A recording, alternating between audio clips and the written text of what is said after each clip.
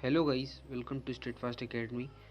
Recently, a recruitment board and vacancy for the 12th pass and the graduate both can apply, जिसमें दोनों apply कर पाएंगे for the post of LDC means lower divisional clerk and the postal assistant and DEOs means data entry operator. ठीक है, तो यहाँ पर जो वैकेंसी अनाउंस हुई है वो 12th पास और ग्रेजुएट के लिए दोनों के लिए है। इस रिक्रूटमेंट बोर्ड ने ह्यूज वैकेंसी अनाउंस करी है जिसमें आप आज से अप्लाई कर सकते हैं। सो वो वैकेंसी क्या है जानने के लिए आगे बढ़ते हैं। So if you are new at this channel please like and subscribe for the further notifications of static GK and current affairs. So guys, the recruitment board has announced the vacancy that is SSC means Staff Selection Commission। SSC ने अपनी एक vacancy announce करी है जिसमें कि आपकी LDC postal assistant, sorting assistant and DEOs mean data entry operators के लिए वैकेंसी अनाउंस की है। ठीक है गाइज, इसमें ह्यूज वैकेंसी है। माना जा रहा है कि इसमें अभी तक जो एस्टिमेटेड वैकेंसी है वो मीन्स 5000 प्लस है। तो 5000 प्लस वैकेंसीज आई है। जैसा कि आप जानते हैं कि पिछली बार जो वैकेंसीज आई थी वो ऑलमोस्ट 7 और 8000 की ऑलमोस्ट आई थी। ठीक है, तो अभी जैसा कि आप जानते हैं कि जो NTPC और ग्रुप डी को लेकर जो भी विवाद हुआ, जो भी डिस्प्यूट्स हुए, तो उसमें गवर्नमेंट ने ये डिसाइड किया है कि ज़्यादा वैकेंसीज़ में कटौती नहीं होगी। तो जो वैकेंसीज़ आई हैं वो ऑलमोस्ट 5000 प्लस ऐसा टेंटेटिव बोला जा रहा है कि इतनी ऑलमोस्ट वैकेंसीज़ आएंगी। और अगर कंफर्मेशन अभी कोई भी नहीं है वैकेंसीज़ का, जो कंफर्मेशन आएगा वो after the process of examination release किया जाएगा by the recruitment board. Recruitment board एक PDF सेंड करेगा आफ्टर द एग्जामिनेशन। ठीक है, तो उसमें वो डिस्क्राइब करेंगे कितनी ऑलमोस्ट वैकेंसी आई हैं। लेकिन अभी ऐसा जो अनुमान लगाया जा रहा है तो वो 5000 प्लस वैकेंसीज आई हैं। ठीक है, तो ये 5000 plus vacancies huge vacancies for the youngsters who can apply for the LDC and DEOs। Okay guys, so next is, so guys अगर आपको रिमेंबर होगा तो आपने देखा होगा स्टाफ सिलेक्शन कमीशन ने एक टेंटेटिव कैलेंडर यानी कि जो एक अनुमानित कैलेंडर जो निकाला था पिछले दिसंबर में, जो इस साल के लिए 2022 के लिए। तो उसमें देखा होगा कि सारे ही एग्ज़ाम्स के पूरे साल का 22 जो 2022 का जितने भी एग्ज़ाम SSC कंडक्ट कराते हैं तो उसके लिए जितने भी एग्ज़ाम्स का नोटिफिकेशन है, डेट ऑफ एडवर्टीज़मेंट है और कब एग्ज़ाम होगा, कब उसका रिज़ल्ट आएगा, तो उसका सारा डिटेल इन्होंने कैलेंडर में मेंशन कर दिया था।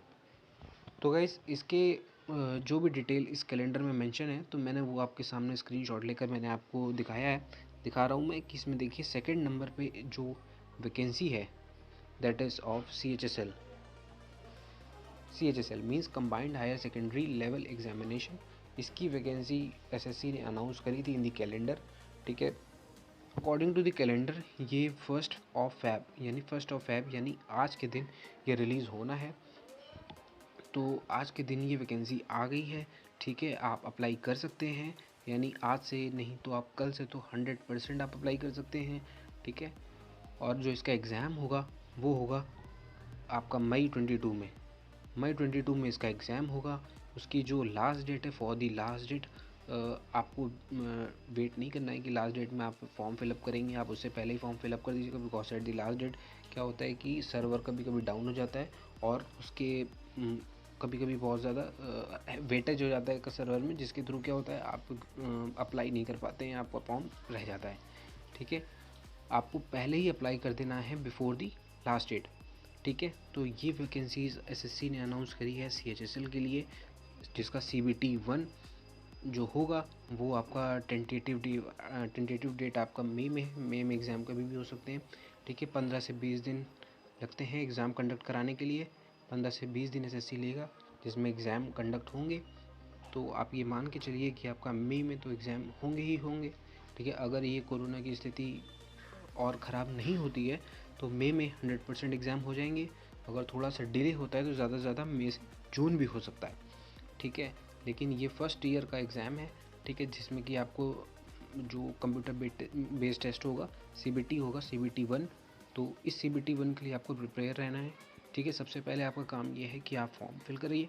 ठीक है। फॉर्म फिल करने के बाद आपको एग्ज़ाम की प्रिपरेशन में लग जाना है। अब प्रिपरेशन तो नहीं हो सकती है, अब सिर्फ होगा रिवीजन। अब जो आपके लिए है वो दैट इज़ रिवीजन। रिवीजन बचता है, तो रिवीजन के लिए आपको प्रिपेयर रहना है, रिवीजन आपको करते रहना है, ठीक है। सो गाइस, जो भी इसका क्राइटेरिया एग्ज़ामिनेशन प्रोसेस का, सिलेक्शन प्रोसेस का जो क्राइटेरिया है वो ये है कि पहला जो एग्ज़ाम होगा, जो फर्स्ट एग्ज़ाम होगा वो आपका CBT 1 होगा, जो आपका मई में कंडक्ट होगा। सेकंड आपका डिस्क्रिप्टिव पेपर, जिसमें कि आपको एसे या लेटर टेम्पलेट जो भी आपको लिखने के लिए दिया जाए, ठीक है, वो डिस्क्रिप्टिव पेपर होगा। वो तब होगा if you are passed tier 1। जब आप टीयर 1 पास कर लेंगे तब आपका डिस्क्रिप्टिव पेपर 2 होगा, दैट इज़ टीयर 2, ठीक है। And tier 3 of skill test, ठीक है। टीयर 3 आपका कौन सा होगा? Skill test mean typing test होगी, जिसमें कि आपकी स्पीड टेस्ट, जो भी टाइपिंग आपकी नॉलेज है कंप्यूटर पे टेस्ट की जाएगी, ठीक है। तो इस बात का आपको ध्यान रखना है कि अभी तो आपको सबसे पहले प्रिपेयर रहना है टीयर 1 के लिए, और टीयर 2 पे आपने देखना है डिस्क्रिप्टिव पेपर के लिए, and tier 3 is of typing test, ठीक है। आपको प्रिपेयर रहना है सभी टेस्ट के लिए। सो गाइज, आपको जैसे पता होगा कि लास्ट बार की जो कट ऑफ थी वो 140 प्लस थी फॉर दी UR, ठीक है। UR के लिए 140 प्लस थी। मैं इसके लिए एक अलग से वीडियो बताऊंगा कि क्या कट ऑफ रह सकती है, ठीक है, क्योंकि लास्ट टाइम की जो कट ऑफ है उसको ही एक आइडिया लेकर एक कट ऑफ का अंदाज़ा लिया जा सकता है, ठीक है। सो जो आपका टीयर 1 होगा वो क्या होगा, कैसे होगा? टीयर 1 जो होगा वो आपका English language, first is English language means grammatical आपकी जो भी नॉलेज है वो चेक की जाएगी, ठीक है, फर्स्ट पेपर में, जिसमें से 50 आउट ऑफ 25 मीन्स 50 नंबर का पेपर होगा।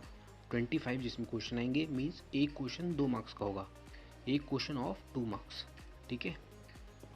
सेकंड आपका है जनरल इंटेलिजेंस मीन्स रीजनिंग का, रीजनिंग जिसमें कि आपकी 50 मार्क्स का पेपर होगा, 25 क्वेश्चन आएंगे, सबका प्रोसेस सेम है, सेम क्वेश्चन सेम मार्क्स, ठीक है। फिर इसमें क्या होगा, 25 क्वेश्चन होंगे आपको, जिसमें से एक क्वेश्चन 2 मार्क्स का होगा, तभी आपका 50 नंबर बन जाएगा, ठीक है। Third is quantitative aptitude means इसमें आपकी जो अर्थमेटिक स्किल्स है उसको चेक किया जाएगा। मैथमेटिक्स का ये पेपर है, ठीक है, सेम 50 मार्क्स का पेपर होगा, 25 क्वेश्चन होंगे। नेक्स्ट इज GK GS, ठीक है, जो भी आपकी जनरल अवेयरनेस है, जिसमें current affairs, static GK, most of the part is contains static GK से बहुत क्वेश्चन आते हैं, ठीक है। तो ये क्वेश्चन जो ये पोर्शन रहेगा तो ये 60 मिनट का रहेगा, यानी 1 घंटा, ठीक है। 1 घंटे का ये पेपर रहेगा फॉर 1 आवर। तो इसमें आपको कम से कम कुछ नहीं तो आपको एक क्वेश्चन पे आपको 25 सेकंड से ज़्यादा क्वेश्चन टाइम स्पेंड नहीं करना है। एक क्वेश्चन पे 25 सेकंड से ज़्यादा टाइम स्पेंड नहीं करना है। आपको मॉक देते रहना है, ठीक है, मॉक देते रहना है, चाहे वो मॉक आपका टेक्स्ट बुक का हो, अपग्रेड का हो, किसी का भी हो, आपको मॉक टेस्ट देते रहना है। उसमें आपकी स्किल टेस्ट करती रहनी है आपको कि कितने आपके मार्क्स बन रहे हैं, ठीक है। सो गाइस, एक चीज़ और इसमें ध्यान दीजिएगा, जिसमें कि आपके नेगेटिव मार्किंग जो रहेगी वो 1/2 की रहेगी, यानी कि 1/2 यानी 0.5 की नेगेटिव मार्किंग रहेगी, ठीक है। इस बात को आप समझ लीजिए कि 1/2 की नेगेटिव मार्किंग रहेगी, ठीक है। तो आपका जो है इसमें आपकी गलती नहीं होनी चाहिए, ज़्यादा से ज़्यादा आपको एक्यूरेसी दिखानी है, जिसमें कि आपकी 90% मान के चलिए एक्यूरेसी रहनी चाहिए, तब आप कहीं क्वालिफाइंग नेचर के एग्ज़ाम को देख पाएंगे, ठीक है। तो इसमें कौन कौन ये फिलअप कर पाएगा एग्ज़ाम? इसमें आपको 10+2 पास होना चाहिए, अगर कोई ग्रेजुएट है तो वो भी भर सकता है, ठीक है। सेकंड इज़ 18 to 28 जो एज है वो 18 से 27 के बीच में होनी चाहिए, ठीक है। इसमें 27 के बीच, 18 से 27 के बीच की एज होनी चाहिए। कोई भी इसको फिल कर सकता है, चाहे वो SC हो, ST हो, OBC या जनरल कैटेगरी का कोई भी हो। जनरल, OBC, WS की जो फीस रखी गई है वो 100 रखी गई है। SC ST PH और फीमेल के लिए नील है, यानी 0, उनके लिए फ़ीस एग्जेम्प्टेड है, उनको फ़ीस नहीं देनी पड़ेगी, ठीक है। तो आप अगर 10+2 पास्ड हैं तो आप ये फॉर्म ज़रूर फिल करिएगा। सो इसका जो सिलेबस रहेगा वो क्या है, ग्रामर में आपने जैसे देखा, ग्रामर में आपका कंप्लीट ग्रामर आती है। Most of the part contains spotting error, fill in the blanks, synonym, vocabulary का पूरा पार्ट आएगा, ठीक है। वॉइसेस का भी इसमें रोल बहुत अच्छा खासा है। इसमें वॉइसेस मीन्स आपकी एक्टिव वॉइस का जो ट्रांसलेशन है चेंज करना है, ट्रांसफॉर्मेशन कि एक्टिव से पैसिव में चेंज करना, पैसिव से एक्टिव में चेंज करना, ठीक है। ऐसे क्वेश्चंस भी बहुत ज़्यादा पूछे जाते हैं। आप मान के चलिए 1 से 2 क्वेश्चन इसमें ज़रूर बनेगा। 1 से 2 क्वेश्चन एक्टिव पैसिव वॉइस में 100% बनेंगे। आपका 1 से 2 क्वेश्चन आपका डायरेक्ट स्पीच पे बनेगा, इनडायरेक्ट स्पीच पे, ठीक है। स्पीचेस पे क्वेश्चन तो 100% आते हैं कि आपको कब नेचुरल अगर कोई सेंटेंस है तो उसको कैसे लिखना है, अगर कोई अननेचुरल सेंटेंस है तो उसको कैसे लिखना है, ठीक है। तो वो स्पीचेस के अकॉर्डिंग आपको डिफाइन करके बताएगा। आपको उसमें 4 ऑप्शन रहेंगे तो आप you have to tick, okay. Next sentence part means आपका जो भी सेंटेंस के पार्ट आते हैं, जैसे आपको अलग अलग कर दिया, आप सेंटेंस को 2 सेंटेंस को बांट दिया अलग अलग, तो आपको उसमें बताना पड़ेगा कि इन दोनों में सेंटेंस कौन सा मैच करेगा इसे, ठीक है। बात समझ में। तो उसमें आपके 4 ऑप्शन रहेंगे। जो सेंटेंस की आपको ग्रामेटिकल आपको सही लग रही है वो आपको उसमें टिक करना होगा।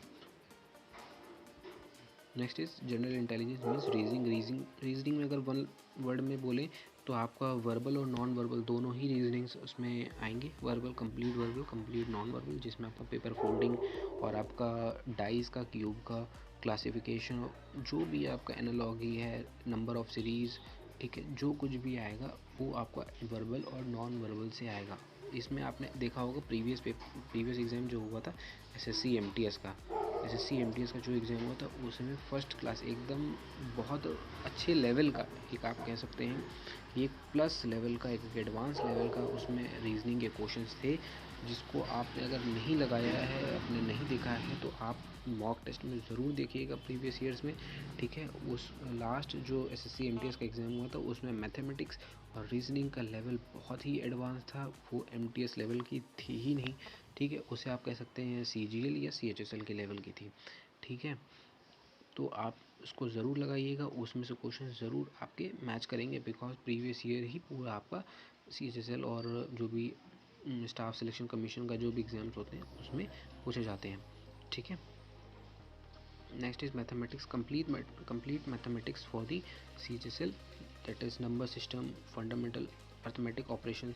नंबर सिस्टम आप जानते हैं, नंबर सिस्टम जिसमें आपका डिविजन्स के भी सम होते हैं, ठीक है, जिसमें आपको रिमाइंडर थ्योरम्स और कंपाउंडेंडो एंड डिविडेंडो थ्योरम्स का भी यूज़ करना पड़ेगा, ठीक है। हर तरह के क्वेश्चन इसमें आएंगे। अलजेब्रा, ठीक है, आपको इसमें अलजेब्रा के एटलीस्ट फॉर्मूले तो आपको लर्न ही कर लेने हैं, अब तो आपको सिर्फ रिवाइज करना है और कुछ भी नहीं। डीआई आपको ध्यान देनी है, डीआई का भी क्वेश्चन स्टैट्स में आता है तो डीआई का भी आपको ध्यान देना है, ठीक है। ट्रिग्नोमेट्री की वैल्यूज़ आपको याद कर लेनी है 180 तक। मेंसुरेशन का प्रॉब्लम्स आपको सॉल्व करनी है। ज्योमेट्री तो भर भर के आती है आजकल, ठीक है। आप सीडीएस का भी पेपर उठाएंगे तो इसमें ज्योमेट्री के मान के चले तो 20 से 30 क्वेश्चन ज्योमेट्री के ही भरे रहते हैं, पूरे ज्योमेट्री, जिसमें आपकी similarity theorem, congruency, circle, chord, tangent theorem, ये सारी थ्योरम्स इसमें लगी रहती है, ठीक है। यूज़ होने के चांसेस होते हैं। फंडामेंटल अर्थमेटिक ऑपरेशंस, तो एसएससी का सिलेबस तो सभी एग्जाम्स के लिए ऑलमोस्ट सेम ही रहता है। सीपीओ, एमटीएस, सीएचएसएल, सीजीएल सबके लिए सेम रहता है, बस उसका लेवल 1+1 1+2 रहता है, ठीक है। तो आपको प्रिपेयर रहना है। Next is general awareness. General awareness के लिए you have to subscribe for this Statefast academy, आपको सब्सक्राइब करना है, ठीक है। You have to like and subscribe for the further notification of static GK and current affairs, ठीक है guys. General awareness में आपका जो है current affair most of the part रहेगा, जिसमें आपका अगर 100% जीएस आ रही है तो उसमें आपका 70% आपका करंट अफेयर्स रहता है, ठीक है। 20% स्टैटिक जीके रहेगा और 10% कहीं आपका जीएस, जिसमें आपका साइंस या हिस्ट्री सिविक्स के भी क्वेश्चन पूछ लेते हैं। समझ में आ रही बात। तो आपको ये फॉर्म जल्द से जल्द फिल कर देना है, ठीक है। जल्द से जल्द ये फॉर्म फिल करना है बिफोर द लास्ट डेट।